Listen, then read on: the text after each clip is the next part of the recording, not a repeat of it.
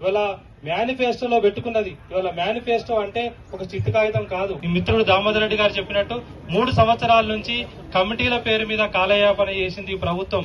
Ministers committee అని కొద్ది రోజులు నడిపించింది, తర్వాత ఆఫీసర్స్ కమిటీ వేసింది.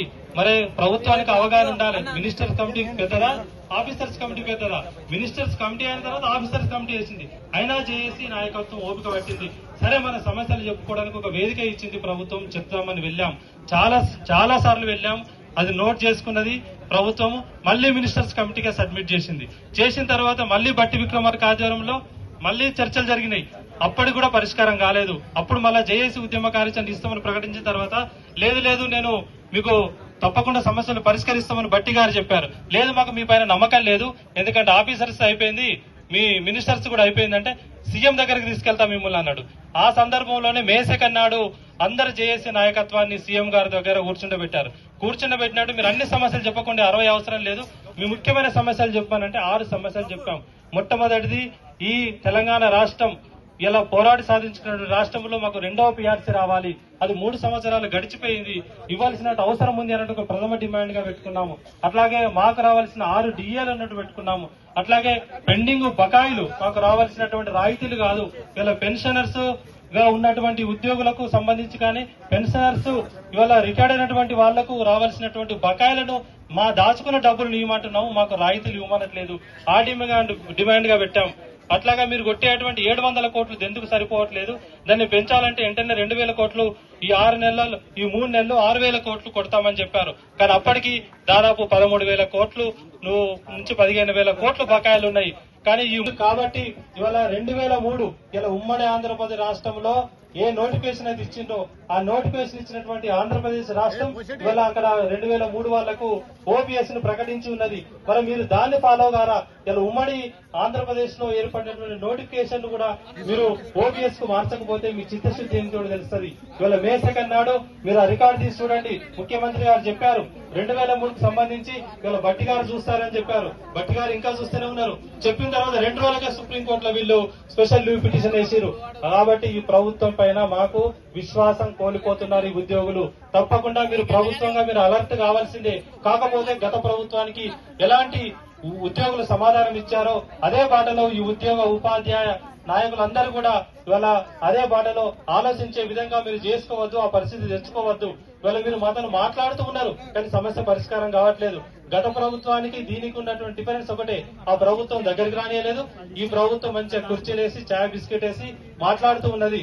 అది సాక్షాత్తు శ్రీధర్ బాబు గారు చెప్పారు, మీరు 6th ఫ్లోర్ లో కూర్చొని ఇవాళ టీ బిస్కెట్ తింటున్నారు, గత ప్రభుత్వంలో తిన్నారా అని. మీరు అంత వ్యంగ్యంగా మాట్లాడాల్సిన అవసరం లేదు. మా ఉద్యోగులు కూడా ఆత్మగౌరవం ఉంది.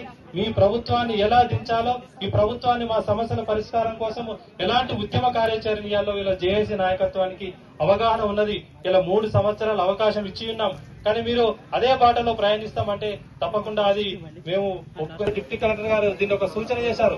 దీన్ని మార్చాలి, ఈహెచ్ఎస్ కాదు ఎంప్లాయీస్ కాంట్రిబ్యూటరీ హెల్త్ స్కీమ్ గా మార్చాలని తప్పకుండా అది జేఏసీలో చర్చించి ఆ వైపుగా ప్రభుత్వానికి కూడా విన్నవించడానికి ఇక్కడ జేఏసీ నాయకత్వంగా సిద్ధంగా ఉన్నాం. కాబట్టి సమస్యల పరిష్కారం కోసం ఉద్యమాలే మార్గం తప్ప ఇక లాబింగ్ల ద్వారానో రిప్రజెంటేషన్ల ద్వారానో సమస్యలు గతంలో పరిష్కారం కావు, భవిష్యత్తులో పరిష్కారం కావు. కానీ మన హాజరు కూడా ముఖ్యమే. ఇక్కడ ఈ జిల్లాలో ఇవాళ ఎన్ని వేల మంది ఉద్యోగులు ఉపాధ్యాయులు ఉన్నారు, మన హాజరు ఎంత?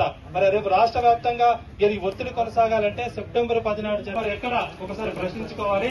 తప్పకుండా జేఏసీ ఉద్యమం చేయడానికి సిద్ధంగా ఉన్నది. ఆ జేఏసీ కోర్ కమిటీలో ఉన్న మిత్రుడుగా దామోదర్ రెడ్డి గారు మేము ఉన్నాం కాబట్టి చెప్తున్నాం, ఏ నిర్ణయమైనా ఐక్యంగా తీసుకుంటున్నటువంటి నిర్ణయమే తప్ప ఏది కూడా జేఏసీ నాయకత్వం అంటే సమిష్టి నాయకత్వంగా ఉంటుంది. కాబట్టి భవిష్యత్తులో జరిగే ఉద్యమ కార్యాచరణలో అందరూ ఇంకెక్కువ సంఖ్యలో పాల్గొనాలని కోరుకుంటూ ఇంత పెద్ద ఎత్తున గ్యాదర్ చేసినటువంటి ఈ జిల్లా జేఏసీ నాయకత్వానికి రాష్ట్ర జేఏసీ పక్షాన ఉద్యమాభినందనలు తెలియజేస్తూ అందరికీ మన ఐక్యతతోనే సమస్యలు పరిష్కారం అవుతాయి. ఇలా సెప్టెంబర్ 1 కూడా మనం పెన్షన్ విద్రోహ దినం. నిజంగా సిపిఎస్ మిత్రులు హామీ ఇచ్చిందని అడుగుతున్నాం. మరి కేంద్ర ప్రభుత్వంపై కూడా మనం ఒత్తిడి తీసుకొని రావాల్సిన అవసరం ఉంది. ఇలా సిపిఎస్ రద్దు కావాలంటే కేంద్ర ప్రభుత్వం నిర్ణయం తీసుకోవాలి. ఇలా దేశవ్యాప్తంగా, ఇలా తెలంగాణ రాష్ట్రంలోనే కాదు దేశవ్యాప్తంగానే సిపిఎస్ అనే భూతాన్ని తరిమి కొట్టాలంటే కేంద్ర ప్రభుత్వంపై కూడా ఇలా ఉద్యోగ ఉపాధ్యాయులుగా మనము ఒక కార్యాచరణ ప్రకటించుకోవాల్సిన అవసరం ఉన్నది. టెట్ కు సంబంధించి కూడా అదే ఉన్నది. ఇవాళ టెట్ అనేది ఎప్పుడు నువ్వు చట్టం తీసుకొచ్చినావు, ఎప్పుడు అమలు చేస్తున్నావు? నీ చట్టం తీసుకొచ్చినప్పటి నుంచి నువ్వు అమలు చేయమని చెప్తుంటే కూడా ఇవాళ ఒక అశాస్త్రీయమైనటువంటి టెస్ట్ను తీసుకొచ్చింది. ఆ పేరులోనే ఉంది టీచర్ ఎలిజిబిలిటీ టెస్ట్ అనేది. కానీ మీరు ఆ ప్రభుత్వము పై మన ఒత్తిడి మనం ఎంత చేసినప్పటికీ కూడా వాళ్ళొక నిర్లక్ష్యంగా ఉన్నది. మరి జేఏసీగా ఇవాళ ఉపాధ్యాయ సమస్యలకు సంబంధించి చాలా సమస్యలు ఉన్నాయి. కామన్ సర్వీస్ రూల్స్ ఉన్నది.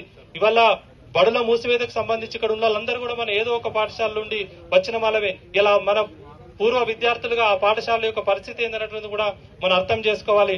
ఇలా ఈ ప్రభుత్వం వచ్చిన తర్వాత ఇవాళ ఆ ప్రభుత్వంలోకి రాకముందు గత ప్రభుత్వం 6,000 పాఠశాలలు మూసివేస్తే ఈ ప్రభుత్వం వచ్చిన తర్వాత నీకు 27,000 పాఠశాలలు అవసరం లేదు, 4,000 పాఠశాలలు చాలటువంటి ముఖ్యమంత్రికి మనం ఎలాంటి సమాధానం చెప్పాలో మనం అందరం ఆలోచించుకోవాలి.